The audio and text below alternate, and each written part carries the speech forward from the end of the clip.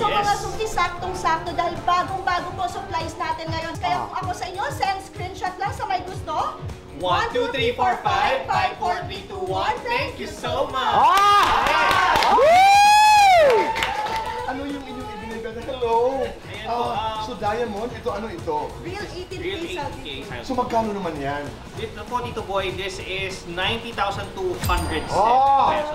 Wow! This is 23 grams po of pure 18K Saudi. Yes! So it's an investment talaga. At saka dito boy, parang bagay ko sa 5, 4, 3, 2, 1. Thank you so much!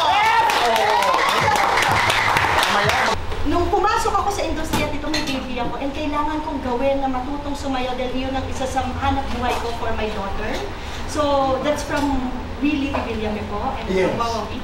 Nung time na nakita ko ni Beth, sabi niya, anong ginagawa mo doon? Parang paikot-ikot ka lang doon. Tapos hanggang sa para lang ma-divert dito yung sinasabi niya sa ginagawa ko. Sabi ko sa kanya, ang ganda ng eyes mo.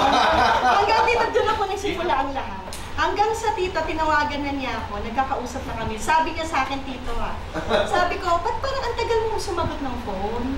Sabi niya, pasensya ka na, gumagawa kasi akong hot chocolate. Wow, tito, hot chocolate, tito! Tapos that time, nalaman ko na anak pala siya ni Jose Manalo. So sabi ko, naku, ito na, mayaman ko. Hot chocolate, tito! Anak ni Jose Manalo, may sasakyan, tito. Sabi ko, ito na magpapabago ng buhay ko. Ever since when I was 18, nung sumali po akong Starstruck, nagkaroon ako ng anak that time, inayaan niya talaga kami. Kumbaga, inayaan niya ako matuto sa buhay.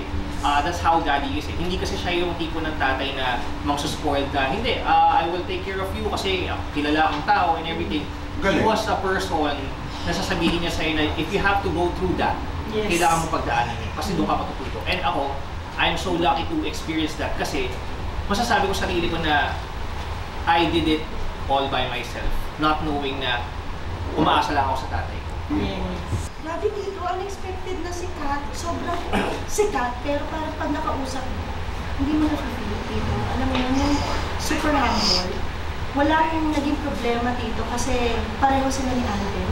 Yung si Alden kasi dito, mas una ko nakilala eh. Mas naging maganda yung, maganda yung relationship talaga namin ni Alden. Nung time na pumasok si Capri, parang sabi ko, grabe, may ganito pala talaga kayo. Sino ang mas malambing? Ako. Mas mainitin ang ulo? Siya. Ako. Mas seloso? Siya. Siyempre nga naman. Mas habulin? Habulin? Siya. Mas maharo? Ako. Unang nangangalabi? Anong oras po? Alas 2 ng madaling araw. Ako po tayo.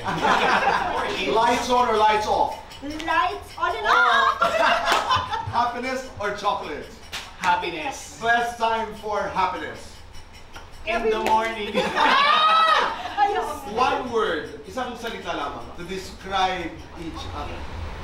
Grabe. Yun lang. Ben, ikaw. My life.